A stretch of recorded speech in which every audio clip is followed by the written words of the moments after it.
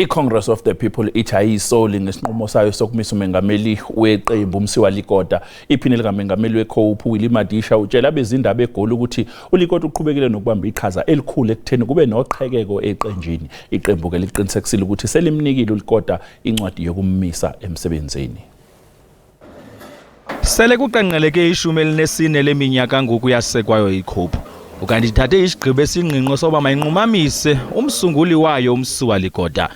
Sekela mongameli wombutho uLimadisha uthi iqoqo eliphezulu lalombutho lithathe isigqibo ukuba libone ngathi akanabasabana wamandla okulawula ngoku. Kale kwingxelo zike zathubeleza nalapho kuvakala kokuba uLekota ubambe inhlanganiso eFreystata ezama ukuphula phakathi lombutho.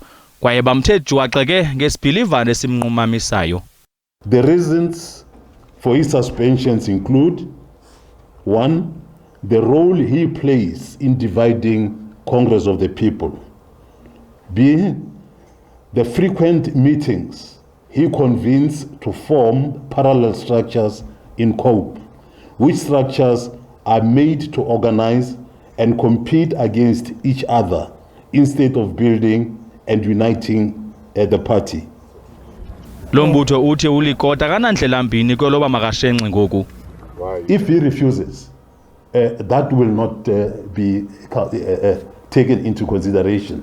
So whether he likes it or not, he must just follow that. He can't rise and say, I'm going to contest this, maybe, at whatever level, or even beyond the borders of the organization. He must just move out until the CNC shall have moved forward to say whatever. Akakaphenduluke uLekota kweza kuchanjeze iCope. Ukanti ke iqoqo eliphezulu leCope ulindeleke ukuba lihlale phansi lithathe isigqibo ngelithi ingaba bethu umongameli wabo uMosiuoa Lekota uzakhutshwa kusini na eParlamente. Eso sigqibo ke sawuthatha kwensuku zisixhenxe sizayo. Ndingabongile Dumako kwindaba ze SABC eGauteng.